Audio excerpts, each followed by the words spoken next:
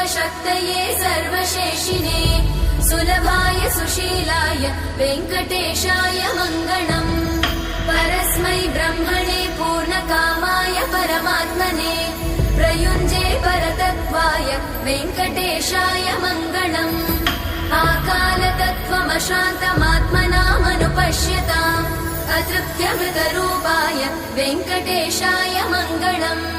प्रायस्व चरणौ पुंसां शरण्यत्वेन पाणिना कृपया दिशते श्रीमद् वेङ्कटेशाय मङ्गलम्। दयामृततरङ्गिण्यास्तरङ्गैरिव शीतलै अपाङ्गैः सिञ्चते विश्वं वेङ्कटेशाय मङ्गलम्। स्रग्भूषाम्बरहेतीनां सुषमावहमूर्तये सर्वातिशमनायास्तु वेङ्कटेशाय मङ्गलम्। श्रीवैकुण्ठविरक्ताय